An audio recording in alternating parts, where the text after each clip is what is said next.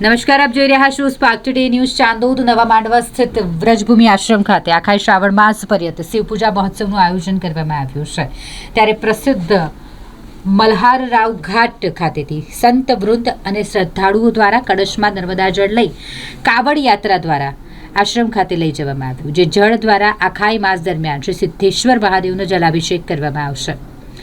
ચાંદોદ નવા માંડવા ખાતે વ્રજભૂમિ આશ્રમમાં સ્થાપિત શ્રી સિદ્ધેશ્વર મહાદેવ મંદિર ખાતે શાસ્ત્રી સ્વામી નારાયણ ચરણદાસજીના પ્રેરક માર્ગદર્શનમાં છેલ્લા 5 વર્ષથી નિરંતરપણે શ્રાવણ માસમાં શિવપૂજા મહોત્સવ સહિતના ધાર્મિક કાર્યક્રમો કરવામાં આવ્યા છે. ચાલુ વર્ષે પણ 25 જુલાઈથી 23 ઓગસ્ટ સુધી ભગવાન ભોળિયાનાથને રીઝવવાના પુણ્ય પવિત્ર શ્રાવણ માસ દરમિયાન શિવપૂજા મહોત્સવનું આયોજન કરવામાં આવ્યું છે.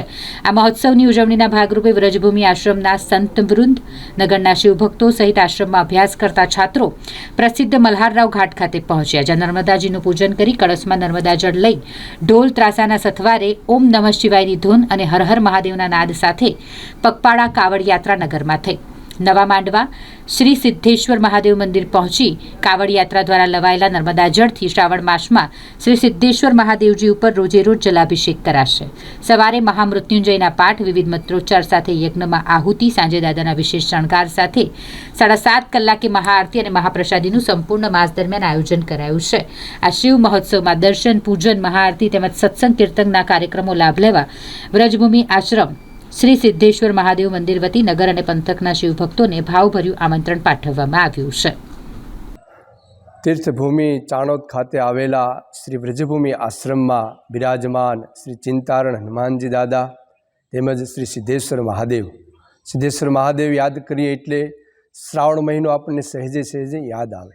આ મહાપર્વનો શુભારંભ અમે સૌ કોઈ સાથે મળી માં નર્મદાના ખળખળ પ્રવાહના કળશમાં સૌ કળશ ભરી, પવિત્ર જળ ભરી કાવડ યાત્રાનો માં નર્મદા કિનારેથી પ્રારંભ કરી વ્રજભૂમિ આશ્રમની અંદર લાવ્યા. અને આખો મહિનો માં નર્મદાના જળથી સિદ્ધેશ્વર મહાદેવજીનો અભિષેક થશે. આ શ્રાવણ મહિનાના મહાપર્વની અંદર આખા મહિનાની અંદર રોજ સવારે 2 કલાક સુધી મહામૃત્યુંજયનો પાઠ થશે. વડવાન સ્તોત્રથી આહુતિ આપવામાં આવશે. બપોર પછી પણ મહામૃત્યુંજયના પાઠ થશે.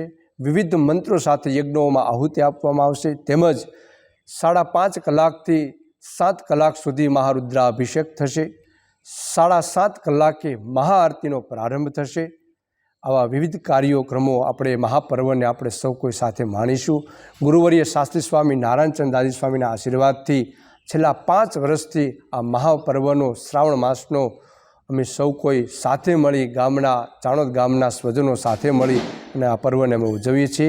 તો બધા જ ભક્તજનોને વિનંતી છે કે આ મહાપર્વની અંદર શ્રાવણ માસની અંદર વિશેષ મહાદેવજીને રાજી કરી આપણે સૌ કોઈ સાથે મળી એવી પ્રાર્થના. જય સિદ્ધેશ્વર મહાદેવ.